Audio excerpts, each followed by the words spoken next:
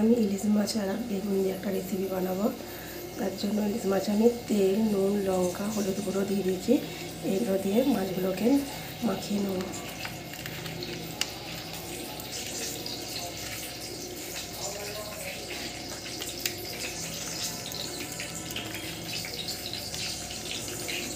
এরকম করে মাখিয়ে আমি খানিকক্ষণ রেখে দেবো। আমার তেলটা হয়ে গেছে, তেলে বেগুন দিয়ে দেবো। বেগুনটা নুন দিয়ে ভেজে নেব। বেগুনটাকে আমি নুন দিয়ে ভেজে নেব, ভাজা ভাজা করে নেব। এটা আমি সাদা সর্ষে আর পোস্ত নিয়েছি, এটা আমি একটা পেস্ট বানিয়ে নেব। আমি কড়াই অল্প তেল দিয়েছি, এতে দিয়ে দেবো কালো জিরে আর দিয়ে দেবো কাঁচা লঙ্কা।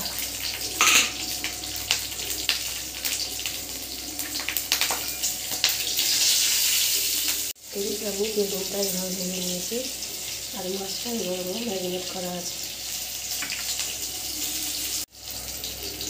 এই সর্ষে পোস্ত যে বাটাটা আছে আমি এতে দিয়ে দেবো।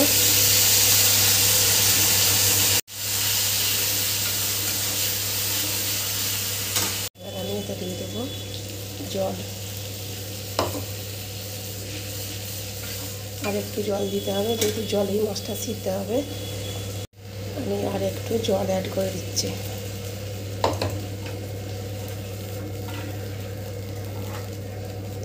এতে আমার নুন দেওয়া আছে, আমি তাই নুন আর দিচ্ছি না। আর কাঁচা লঙ্কা দেওয়া আছে, তাই আমি গুঁড়ো লঙ্কাও দিচ্ছি না। আর মাছের সঙ্গে একটু গুঁড়ো লঙ্কা দেওয়া আছে। আমি এইভাবে মাছগুলো দিয়ে দেবো।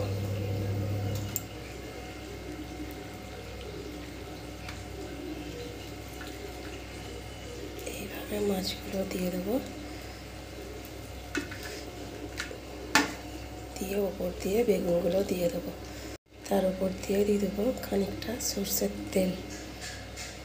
এভাবে সরষের তেল দিয়ে খানিকটা হাঁটিয়ে নিয়ে আমি এভাবে ঢাকা দিয়ে দেবো।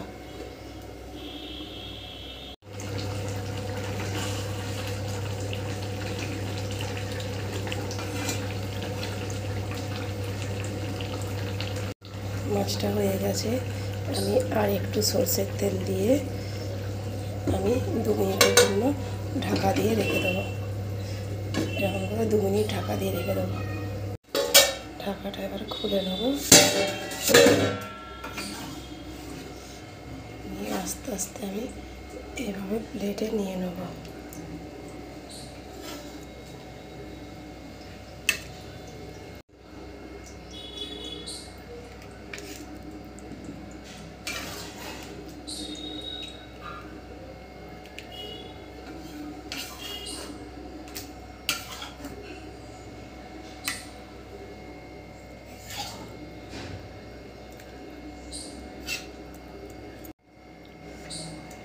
এভাবে ঢেলে নিয়েছি।